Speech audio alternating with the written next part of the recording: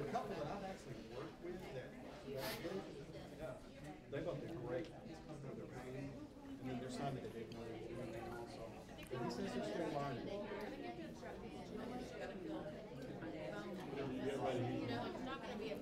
Did she give us a signal? Yeah. Go ahead, roll it. Okay. Okay, good morning.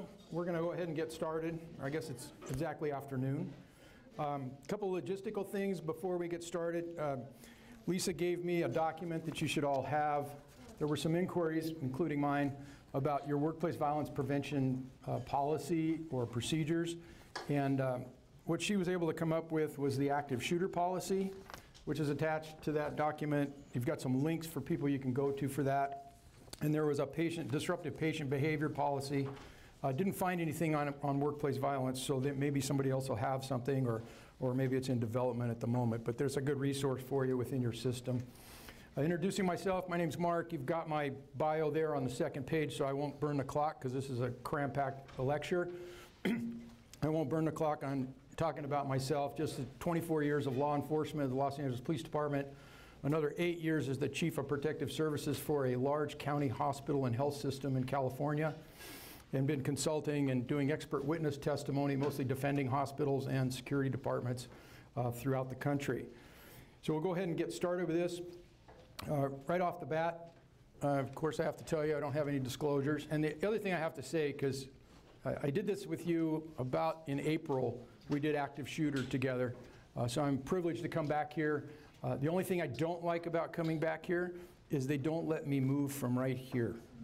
There's a guy sitting over here, and if I move, he's going to throw something at me. So I'm not going to move much, which is really hard for me because I like to walk around the room and get animated, but I have to stay here. So that's my disclosure beyond that I don't have any financial interest in this. So why am I here? Why is this an important subject? A lot of you have shown up for this subject. There's a headline right there, Epidemic of Violence on the Job at an All-Time High. Do you think that's true today? I think it's true today, and I cut that out of a newspaper 14 years ago. So unfortunately, it stayed true. Here's some headlines from what's going on. Again, I'm not going to focus on active shooter. I think they still have my presentation online if you want to take a look at it. But this is a hospital shooting, and when we talk about violence in healthcare, it involves shootings, assaults, etc. This is another one where a doctor was shot. But this brings out a really important point. The perpetrator, and I don't know how clear it will be on all of your screens, but the perpetrator is pictured there from a surveillance camera. And he's walking a little bit bent over. He's a 73-year-old man. He's slightly disheveled, but not much. And the reason why he's walking slightly bent over is because he's pushing a wheelchair. Now, in healthcare, imagine this. There you are, and I'm sure you have access control within your facilities, either digits or card readers or whatever. And you're walking towards a staff-only entrance, clearly marked. There's no other doors around. And because you have a 360-degree view of your world, which you will have when you leave here today after my lecture, you look behind you and you see him coming. 73-year-old man pushing a wheelchair, moving very slowly, obviously a patient, and obviously he wants to get through that door. What will most of us do? We're going to hold the door open for him, right? Now, some of you are shaking your head, no, that's because I already told you he's a shooter. But if you didn't know that, most of us would hold the door open for him because you're in a customer service industry. At my hospital, at every hospital I go to talk to people, every assessment I do at hospitals, the staff hate those customer satisfaction surveys because we all know we do the best job we can do all the time. Why do we have to ask anybody? But the truth of it is, there's choices. And so we in healthcare have customer service on the forefront of our mind. Also, you join this profession for a reason, because you care for people. And so that's why we tend to hold that door open for him. Now, the proper answer would have been, excuse me, sir, I'm so sorry. You can't come through this door. Let me assist you to get in where you need to check in for your appointment. If somebody would have done that, they would have discovered a couple things probably pretty quickly. He was a very angry individual. He had a terminal illness. He blamed the doctor for his terminal illness, and he was really, really upset. He didn't have an appointment, so there would be no check-in. And somebody might have seen a display of anger, might have asked a pertinent question, why is he pushing a wheelchair?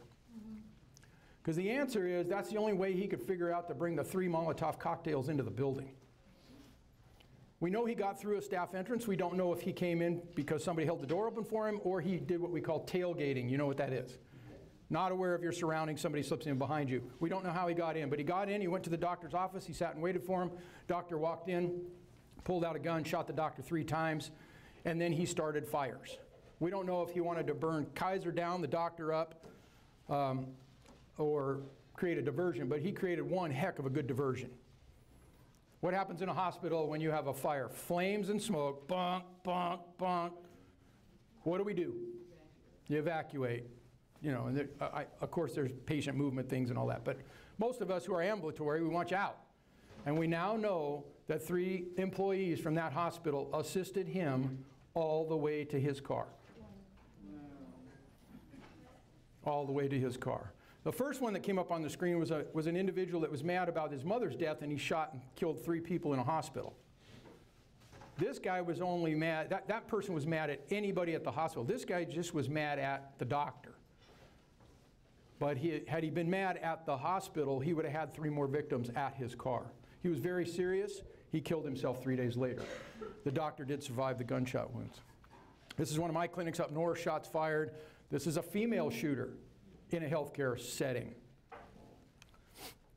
This is not a shooting, it's a stabbing. That's a female doctor on that Gurney, Massachusetts General Hospital, critical condition in 30 seconds. That shooting was stopped by an off-duty guard who in Massachusetts can get certified to carry a concealed firearm off-duty, like where I'm from, law enforcement would be able to. He happened to be there, he saw it, he saved her life, and perhaps others as well. This is Napa State Hospital, that's in the lovely wine country of Napa. We lost a female tech to a psych patient who had been incarcerated there for 17 years. He was going to spend the rest of his life there due to 2 very vicious attempt murders. She was on a break, she knew him. She was going to have a cigarette, he said, give me a cigarette. She said no, and he attacked her. He attacked her with a frontal chokehold. Bring to your mind right now, what would you do wherever you are in your work and somebody just grabbed you with a frontal chokehold? What are you going to do? Okay, so I saw some of this. It's a long story short because my classes are usually 4 hours instead of 1. This doesn't work. I can guarantee you it doesn't work. Okay, so if you're taught that, it doesn't work. I can guarantee you she was taught that. There's another thing, and I bring this up for because not only was she killed, he rendered her unconscious, he got her down on the ground, and he stuffed grass and dirt down, and he threw it till he choked her to death. So she not only died, but she died horribly. Another concept comes out of this, particularly when there's mental health involved, but in a lot of healthcare organizations. There's a concept that I'll guarantee you she was taught. You can never hurt a patient. You can never hurt a patient. That's a deadly concept. We shouldn't look at titles. We should never look at titles. We should always look at behavior. At what point is the title patient irrelevant? It's the action. He's an attempt murderer, ultimately a murderer.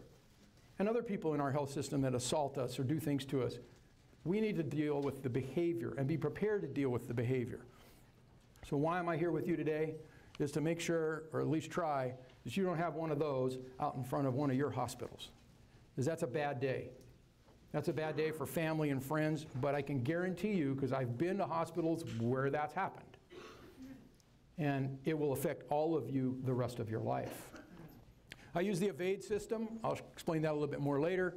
A friend of mine who also has a company just like mine, we work together, we collaborate on the AVADE system for workplace violence prevention, specifically in healthcare. There's a definition. I'm not going to read you slides. You have the printouts. But basically, it's if you are assaulted, attempted assaulted, anything that has a violent tone to it that affects you mentally or physically, that's the definition of workplace violence. I want to skip right to this part that's in red. Less than 25% of workplace violence victims offered physical resistance to the assailant. Now, that's all professions, not just healthcare. When I saw that statistic, my staff prepared that for me, that slide, I saw it and I thought, wow, 25% of people don't fight back. I thought, that's strange, because a lot of you right now are sitting here going, man, I'd fight back. And right before I got to lecture on this, because my USC education wasn't in math, so it took me a moment to click, I suddenly realized something, and I caught myself. I said, wait a minute, it's much worse. Because if it's less than 25%, the real statistic is more than 75% of people did not fight back when physically attacked. So I have some questions about that. Why? Why don't people fight back? And the responses I hear, you know, they don't know what to do, they don't know if they can do it, they're afraid of getting sued, they're afraid of getting fired. All those are real concerns, but should be overcome through training. One of the biggest reasons that people don't fight back is because they've never thought about it. In my lecture today, one of the things I'm focusing on through the whole thing is I want you to think about things. Run scenarios through your head. Because if you're not prepared, we look at, and I'll use active shooter because it's one of the best examples, and you're familiar with some of them, particularly in the universities. A shooter will walk in a door. Shooter will walk in this door over here, start shooting people up here, and the people sitting back there don't move. They just sit. We call it deer in the headlights. You know what that means, right? Bambi. You've seen the commercials for those cars, you know, fancy cars. Bambi's crossing the road, you're driving in the dark, and all of a sudden there he is. And what does Bambi do? Boop, poof, just hit him, right? That's the deer in the headlights. What's a cat do? You ever see a cat? You start running your car towards a cat, they're gone. What do we human beings do when we hear something, noise or loud stuff or something's really sounds like bad going on? We go right to it. Hey, what's going on over there? We should take lessons from nature. Be more like the cat. Go to a position of safety, then check it out. Why we don't fight back is because we haven't pre-programmed the computer. And what happens with some of these incidents, whether, I don't care if it's and I'm going to show you one here shortly, a guy with a pole attacking people or a shooter or whatever it is, if we haven't thought about it, we can't process fast enough to do something, some of us.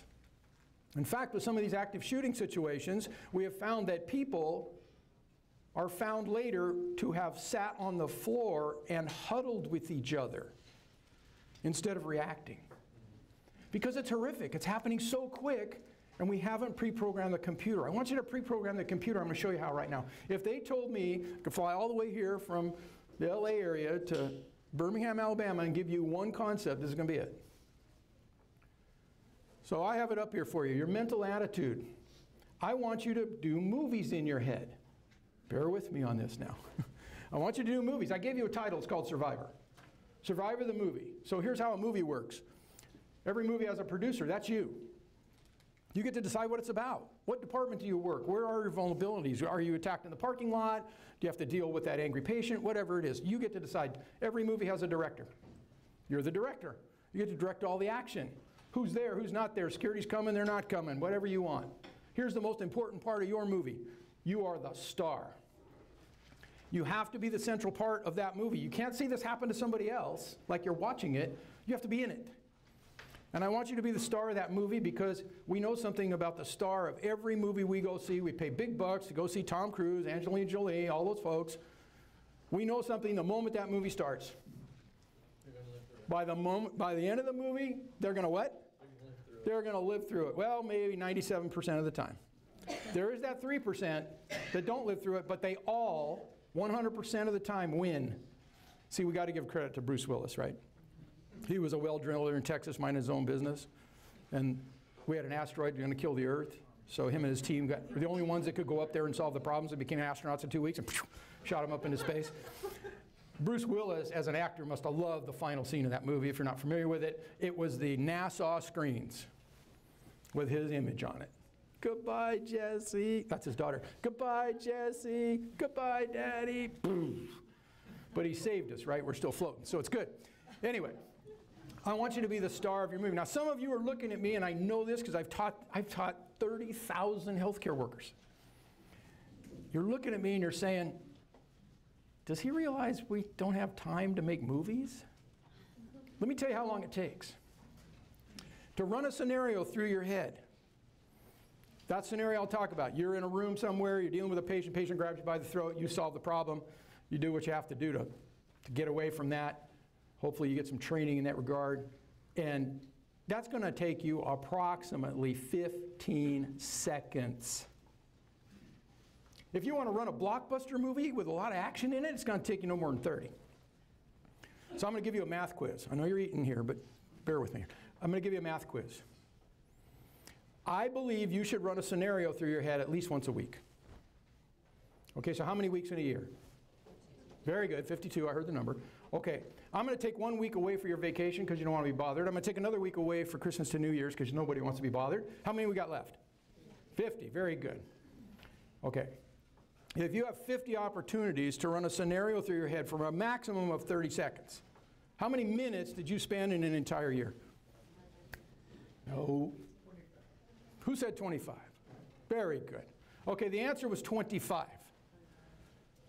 25 minutes in an entire year to pre-program the computer so you're not deer in the headlights.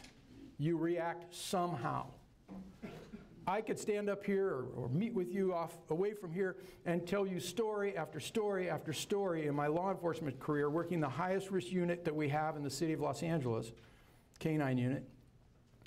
And I could give you scenario after scenario where running things through my head gave a positive outcome when a similar incident started to happen. It's gold. You can save yourself, pre-program the computer. The AVADE Principles, awareness, vigilance, avoidance, defense, escape, exit, environment, are some of the principles we'll work with. You just look at those words and apply them to workplace safety or security, they make some sense. Awareness, being aware of your surroundings as much as possible. Now I have a little video for you here. I will cut it off in the middle because it's a little bit too long for today's portion, but I want you to think about when we look at this, well, let's look at it and I'll cut it off and then I'll address it.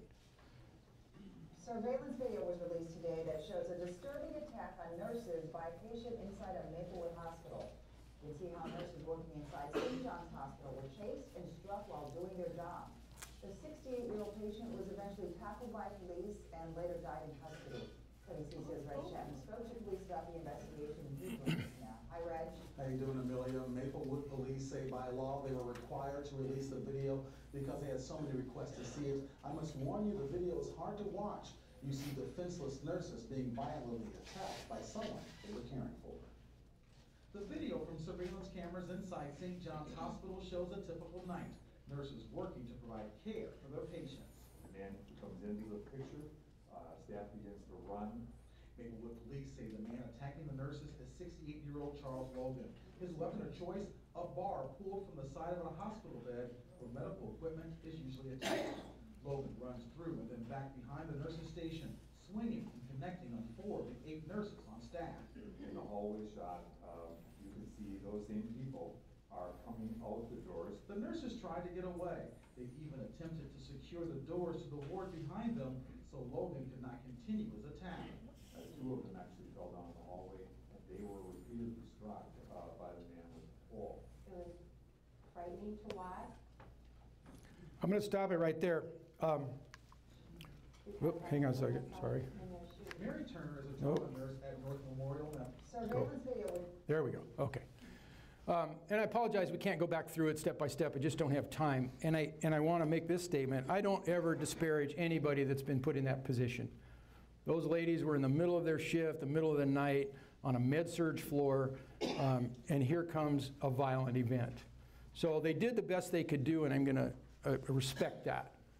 But there's some things in there, if you kind of, as we go through the next few slides, kind of reference that video, things about your escape route. I guarantee you there were more escape routes than the one they used. Why do people go out that, why did they all go to that door? Most likely because we as humans tend to go out the door we came in, particularly when it's an immediate threat. So there's other exits available. It's interesting that they try to shut a door to keep him in. Did you notice those are fire doors? You can't keep him in. There's no way to secure that, but that attempt was made, which slowed some of them down. So there's things that come together with that.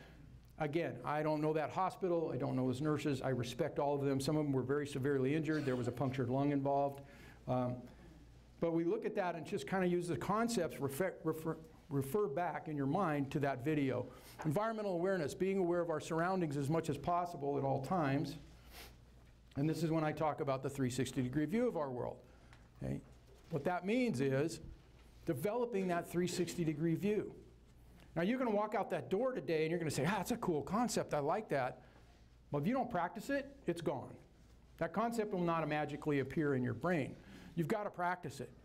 Again, I apologize, I don't have time in this format to give you my suggestion on how to do that, but come up with your own ideas. Simple little things. When you get out of your car, this is one of the things I do. Sometimes when I get out of the car, I've been to this shopping center and my gym center many, many, many times. I get out and one day I'm I'll be busy, I'm in a hurry, and I'll just get out of the car and I say a color to myself. I go red. Randomly, whatever pops into my head. Then I start, as I walk to where I'm going, I start and pick out every single thing that's red, all around me. That increases our view. Stops this tunnel vision that we've sort of developed. Come up with your own way to do it, but it's absolutely important. Hard target versus easy target. Now here, you're going to look at this and you go, oh yeah, we're on the blue side. But are you?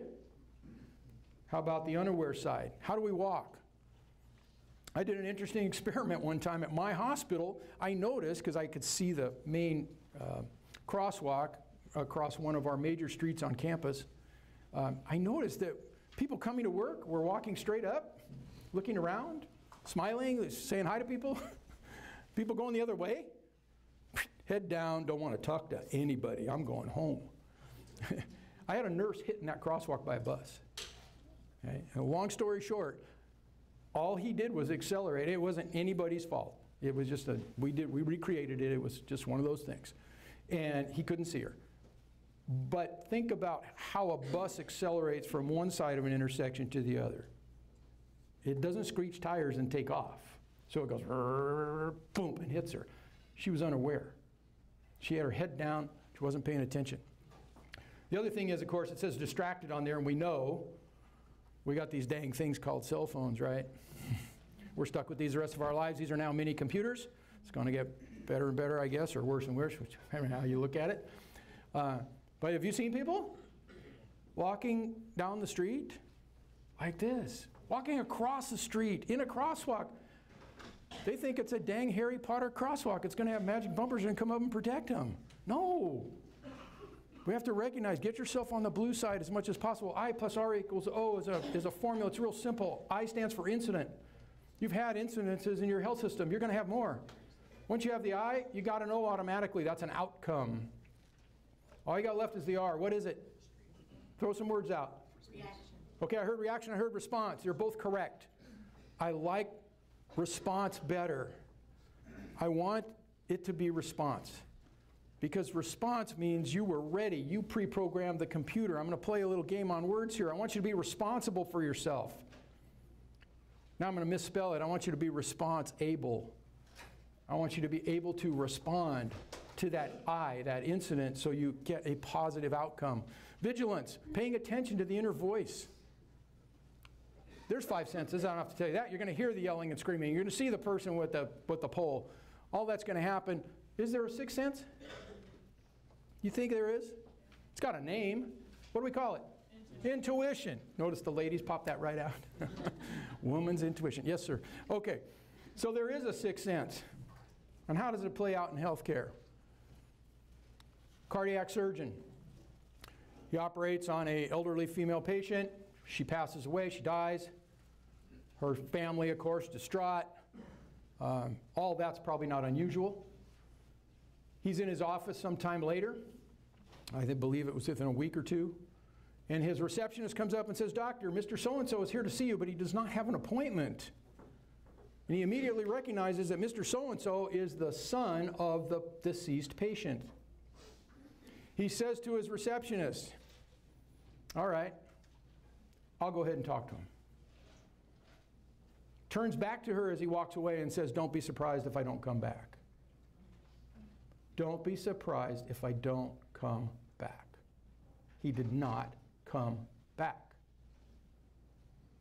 When I talk to you about that 360-degree view of the world, when I talk to you about running movies in your head, what I'm trying to get you to do is train your subconscious mind. Your subconscious mind is where our protection system lives. Something triggered him. It could have been something so simple as body language previously he saw, or a word or two that the son said to him. And so people say, well, what should he have done? And bear with me on this. I think the simple answer is you tell your receptionist, go back out there. I feel funny about this. Go back out there and tell him, I would love to see him, but I'm not available right now. He needs to make an appointment, and golly gee, it's going to be about 2 weeks. And people say, well, now he's going to shoot the receptionist. I don't know that. I don't know what their office setup was. He wasn't mad at the receptionist. He's mad at the doctor. So perhaps that's a way to handle it. But he knew. When you know, and we've all had that uncomfortable feeling.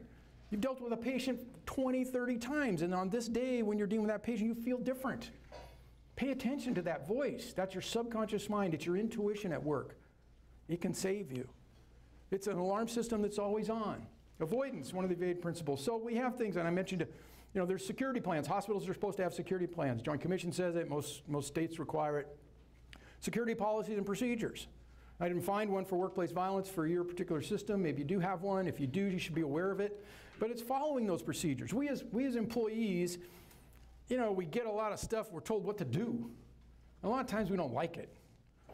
It's always convenience versus security in our world. So we get these procedures, but you got to follow what they give you.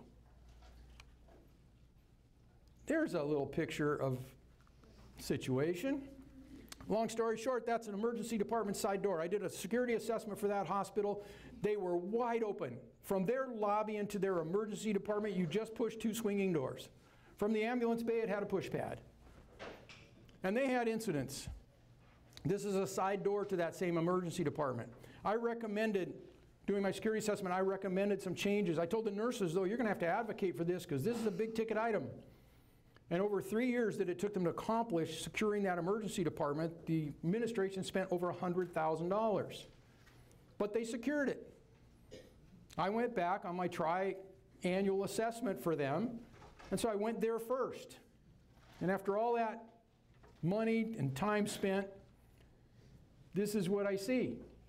Now that black box on the wall is a card reader and a digital control. It's one of the fancy ones. It scrambles the numbers and lights them up so they're never in the same place. It's called a scramble pad. $3,500. Well, yet an $8 bottle of water is holding that door open. Now I understand that we go to places, we say, oh come on, don't be so hard on us. We got to hold the door open when we get the through. Okay, fine. But I went and saw that on day 1 of my assessment. It was a 3-day assessment at that hospital. I went back on day 3, took the picture. So not only the person who did it didn't undo it, but everybody that walked through the door was not aware of their surroundings, did not pay attention.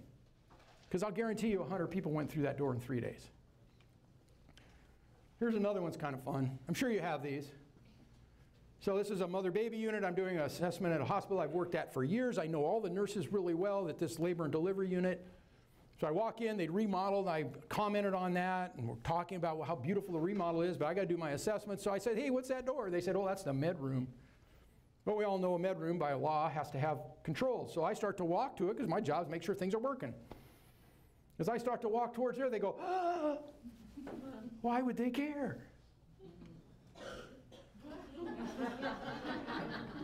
True story. I carry a camera. I'm whipping my camera out. The charge nurse is trying to beat me to it. She's running over there. But I got the pictures first. And I went back to the nursing station and I said to them, I said, okay, ladies, and I know them all.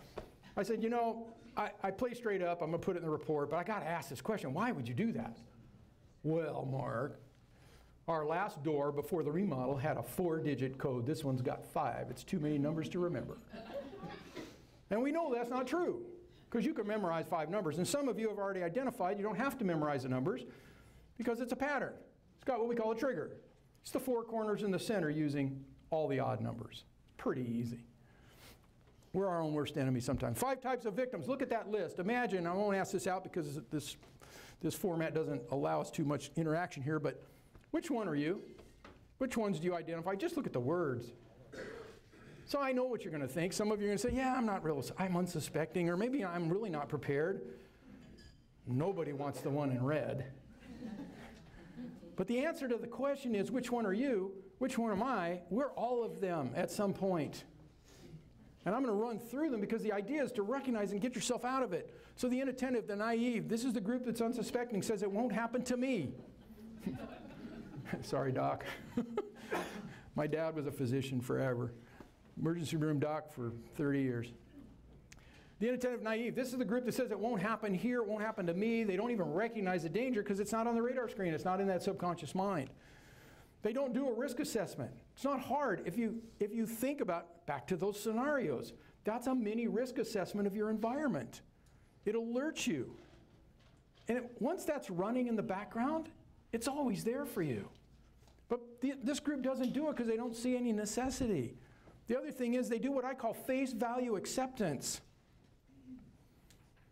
Now, face value acceptance, I'll give you my example of this. So one of my officers, 25 years old, Mr. Tough Guy, good in shape, you know, likes his job. Call goes out. My officers hate this call. Go to med-surg, 7th floor, assist with a patient restraint. He gets there first. I'm monitoring the radio, and I hear him get on the radio. Cancel all the other units. I'm here. I'll handle it by myself. The nurses need help with an 88-year-old female. Click. So the other officers are happy because they don't want to go, and he's going to handle it by himself. He turns around and goes to look at the nurses, and they say, officer, we already have her arms. Would you get the legs, please? Now, there's a method to do that, and he was taught that method by me. But hey, she's 88, so he approaches the bed at about a 45-degree angle from the bottom. She rears back her foot. She kicks him right underneath the chin, sends him across the room, hits his head on the wall, and he is out. So Mr. 25-year-old got clocked by an 88-year-old frail little old lady. He was okay. Do you think we gave him a hard time? Oh, yeah. It's not. It's a relentless environment. We gave him a handle on the radio. Hey, Gramps, we got calls for you. I have other examples. I don't have time to go through them, but I had a nurse clocked by an 11-year-old patient. He gave her a bloody nose and a black eye. Pediatric patient. She was shocked. She's been in pediatrics for 30 years. I met with her. I debriefed with her. And what I noticed in there is through her whole conversation with me, she kept focusing on, he's just 11. He was a child, 11, 11, 11. She focused on his age. There were warning signs. There were a lot of warning signs. He was very angry, aggressive in the lobby while he was waiting to be seen. He was swearing at his mother. I won't repeat it because it's on film. But he was using the F word towards his mother. We also noticed when we looked at some surveillance footage, every time he yelled at his mother did this. A little bit of body language, huge message. I know what you ladies are thinking right there. You have to put your parental brain aside for a minute. And just look at that purely. So instead of going into that room by herself, with the mom, of course, by herself to get ready for the suture, he needed some sutures. To get ready for the doctor to come in and do the searching, could have been teamwork. Hey, I see these warning signs. I got this angry, aggressive kid. Let's go in, you, and you. We're going in. You got the left. You got the that. You did that. And sends a different message. First of all, when he sees 5 people in the room instead of 1, most likely not going to be assaultive. But also, if he does try something, we got him. See the difference? And I call that face value acceptance because can an 11-year-old hurt you? Sure. Can an 88-year-old hurt you? Sure, we found out. And everybody in between. We're back to behavior. It's not the age. It's the behavior.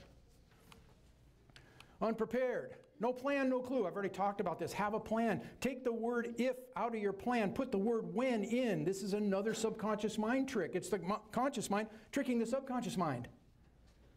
If you say, if I'm going out in the parking lot and it's dark and I see 2 guys coming to me, I'm going to do A, B, C, and D. Good for you, but what happens to the subconscious mind is it says, oh, okay, yeah, great. We'll think about that sometime, but we got a bill to pay. We got a kid in trouble at school. We got blah, blah, blah. But when you say when, you have told your brain that you have to be prepared for this. You'll start to answer these questions. Where do I go? What do I do? And if you do that, you'll actually, if you say when instead of if, your subconscious mind will actually work on solutions to that while you sleep. It'll be there for you when you need it. Tactical considerations, how we escort. I'm going to skip right down to own the door. If you don't know what that concept means, I'm hoping many of you already understand it, but it means there's nothing between you and the escape route, particularly the patient or the visitor or whoever, the significant other, whoever's there. Where's your backup at any one time? You all work different kinds of units, I understand that. So what's your unit like? What's the layout? Where are people? Who goes to lunch? Who's here today? Who's not here today? Where's my backup if I need it? Can I get them easily? What's the plan to get them? Awareness of our surroundings. We already talked about this. 360-degree view of the world. Position of advantage. Where we stand. Our cornering. Again, don't get cornered. It's a little different than owning the door. Sometimes you will find, and I've done these exercises with my participants in my live classes, I'll do a scenario with them. I'll be an angry person, and as I'm talking and being angry and a little crazy, and they're trying to talk me down or whatever, I move them. I move them without touching them. And pretty soon, I own the door or they're cornered. Because they're just focused on me and dealing with me, and they're not watching where they're going. So that's what I'm talking about here. Distancing, boundary setting. How many feet away from a person who's angry and aggressive? Minimum number of feet. Showing you anger and aggression. Anybody know? Got a number? She says 5. Okay, I'll make this easy. It's 4. It's not 3, because 3 is about the average arm length of most people.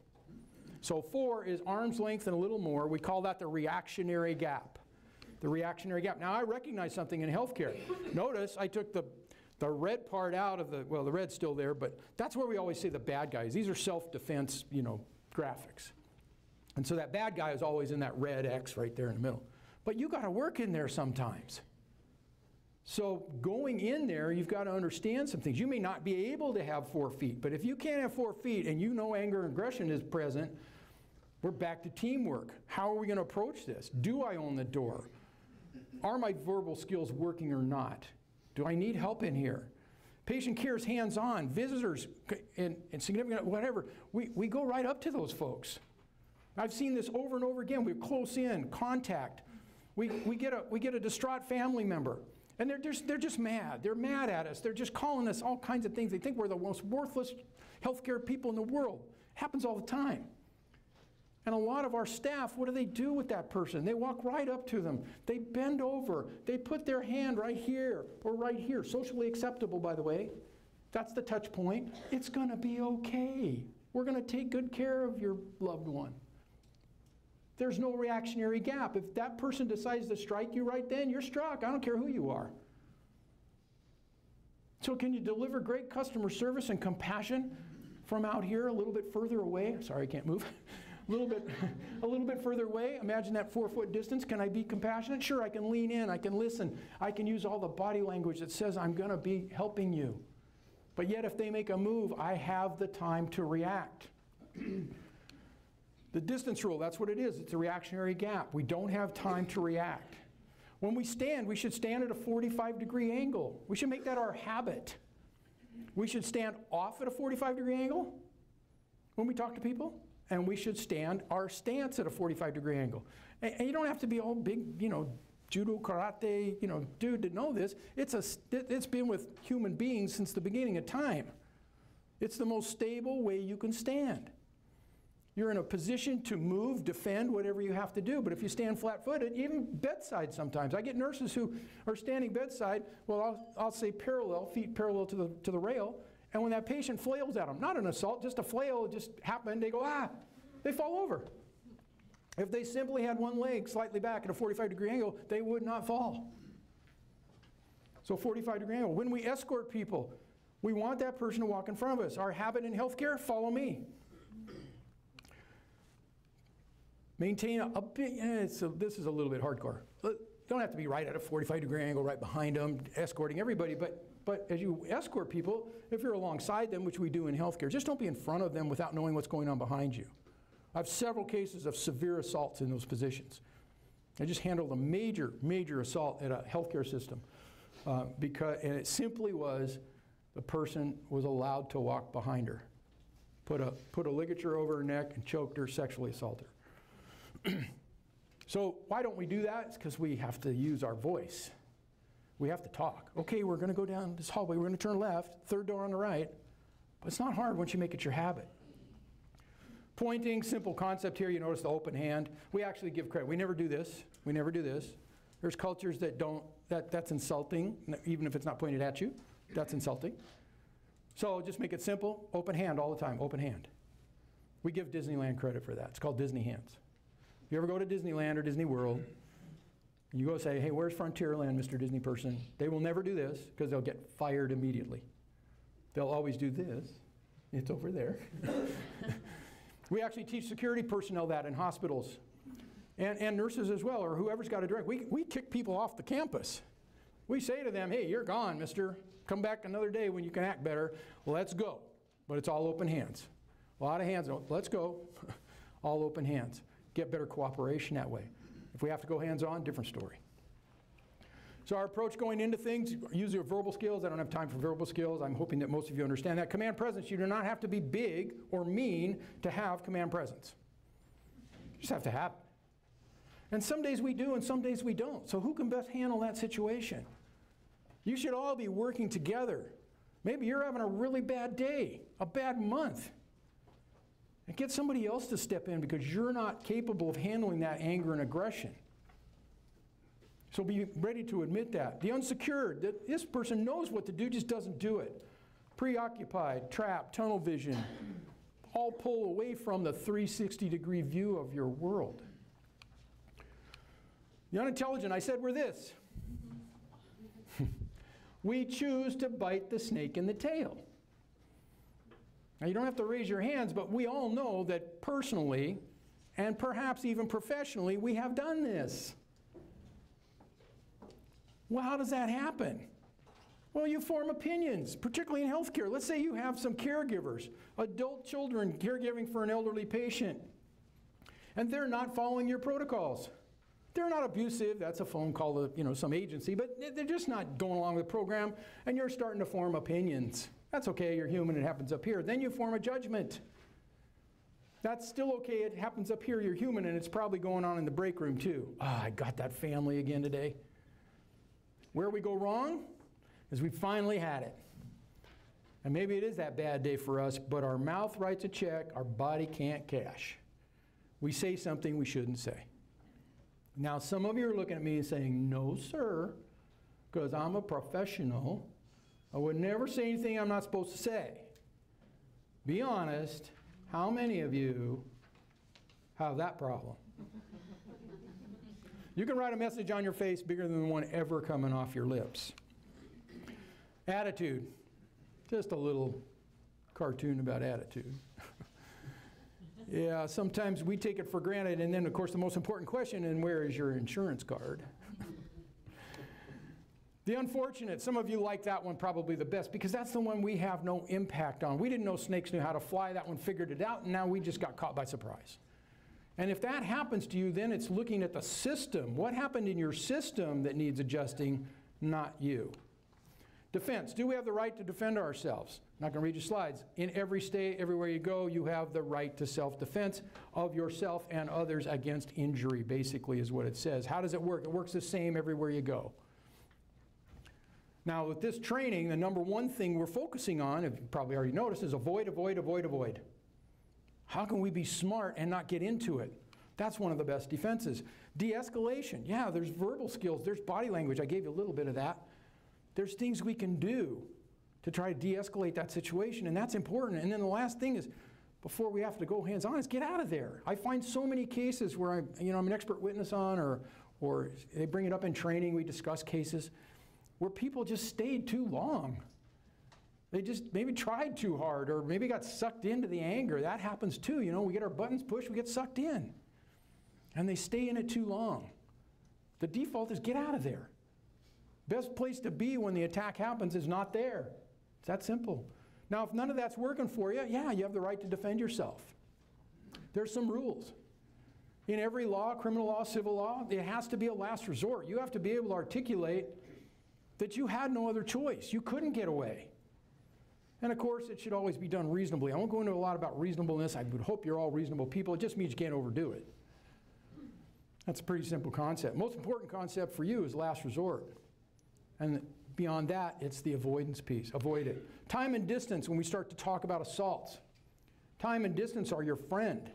The more time you have, more distance you have. So when we can create that, we talked about it, unarmed, it says 4 to 6 feet minimum. 4 feet is the actual number. Lady said 5 earlier. Sure, that'd be better than 4. 6 is better than 4. 6 is better than 5. Clubs, sticks, things. How about that guy hitting the nurses with that piece from the bed? Okay, so we look at that. How far can he throw that? Is it a sharp-edged weapon? No, that wasn't a sharp-edged weapon, but there are weapons that are sharp. So how far can somebody throw them? We have to start thinking about that if we're going to deal with people. Very often I walk through hospitals doing assessments, and we have a thing called Code Silver, which is a weapon, a gun or a knife, and I talk to staff, and I'll challenge them as I'm doing my assessment. I say, what would you do if a guy came out of here right now with a knife in his hand, waving around? A majority of them tell me they're going to try to talk to him. What's the answer for the guy wielding the knife? Run. Yeah, thank you. There is no other answer. I'm going to talk to him. Yeah. See how quickly that guy with that pole chased down those nurses? And he was a 68-year-old man and had some medical condition. So how far can they throw things? How can they? How many feet away from a gun? Minimum number of feet from a gun. Does anybody know? I'll save you. It's a trick question. There is no number of feet. The answer is simply this. Remember this concept. If you can see the gun, the bullet can see you, intentional or not. It used to be bad enough before we had cell phones. Remember what I said us human beings do? We go to it. Now everybody wants to be the one that gets the video. And they're all videoing these things with shots fired going on. Just because the gun's pointed the other way doesn't mean that that gun's not going to change in a millisecond.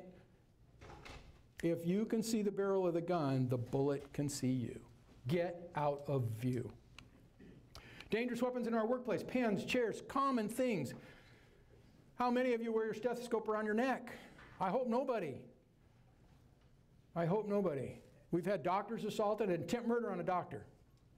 The only thing that saved his life is somebody going down the hall happened to hear some clicking sound on the floor that didn't sound normal.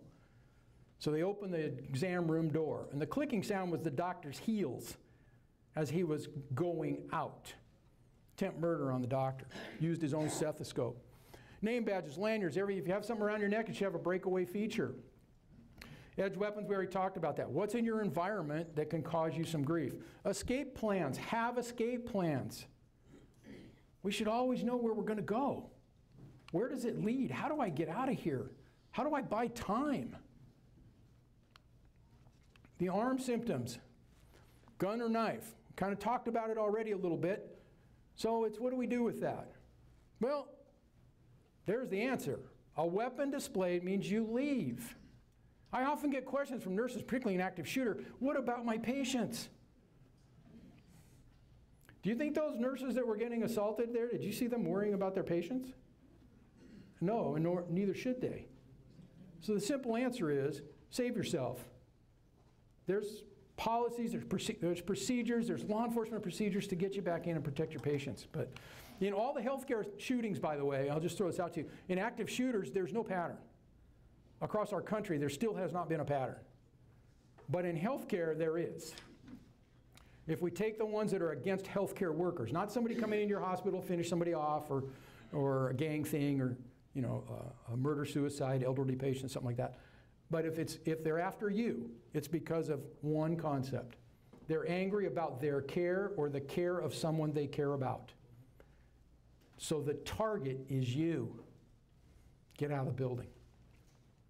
Safe distance, we talked, well, knife is 21 feet, just put that in the, I'm back to the number one thing you should be doing is leaving. We've already talked about this.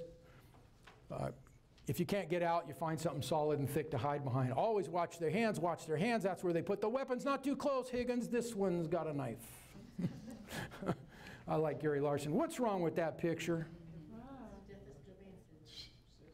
Yeah, stethoscope and scissors.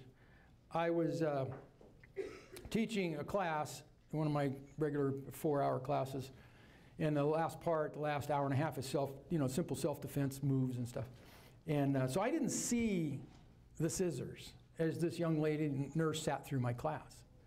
She had the jacket on. She did have the stethoscope around her during the class, and so I had mentioned that. And so when we got to move our table and chairs and come up, I asked her, I said, could I use you to demonstrate, I won't hurt you, but could I use to demonstrate why you don't want that stethoscope around your neck? Because we call it the triple whammy, by the way. If they reach up and go like this to you, you lose 3 things. You lose your carotid artery blood flow, you lose your airway, and you lose your voice. So we call it the triple whammy. So I went up to her and I said, can you mind if I demonstrate? She goes, oh no, that's fine. And then I started to go for that, and I went, oh my gosh, what's that? And she looked at me and she said, they're scissors. And I said, yeah, I know they're scissors, but why would you have them? Well, I'm a pediatric nurse, and in peds, we need them all the time because those kids are constantly moving, and the IV and all that stuff, so we're cut, tape, cut, tape, cut, tape, cut. I need my scissors handy. And I looked at her and I said, do you realize that it makes it worse that you're a pediatric nurse? And you could tell she bristled a little bit with that, like, what do you mean?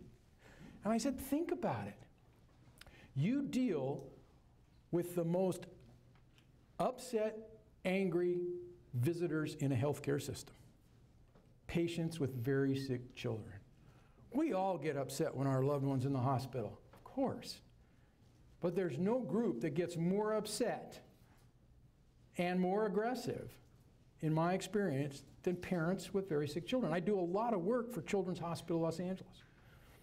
Their ICUs have dang near as many problems as the emergency department because of the volatility and the intensity of the case and all of that. So I told her, get rid of the scissors, get rid of the stethoscope. So we're kind of back around to the end. I know this went really fast because I had to cram about 4 hours into one. But I'm back to this really important concept for you. Our mental attitude. Survivor the movie. Run that movie in your head. Who's the producer? You are. Who's the director? You are. And who's the star? You are. And the star always wins. I cannot overstress that. Run them through your head. It'll save your life. Thank you.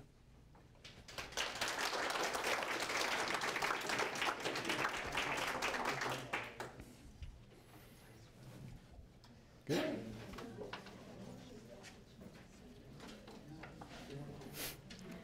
Yes, sir. I'd like to make a comment. When I was a medical student, I was called by a family frantic into the room on the obstetrical service because when I went in the room, the patient was in extreme distress. She was turning blue in the face and the chest and everything. And I went over to see her about it, and I was dressed like you were, with a coat and a tie. And this patient grabbed a hold of my tie at the top and started pulling with all of her might down into her chest, where I couldn't even move. My face was against her face. And she almost killed me because I was wearing a long tie. After that, I switched to a bow tie. Yeah, there you go. That's why doctors wear bow ties. I never thought of it. She had a massive pulmonary embolus that went to both lungs, a saddle embolus, and she was in agony of dying. Right. And the only thing she could do was grab a hold of what was in front of her, and she just cut off my carotids and There you go.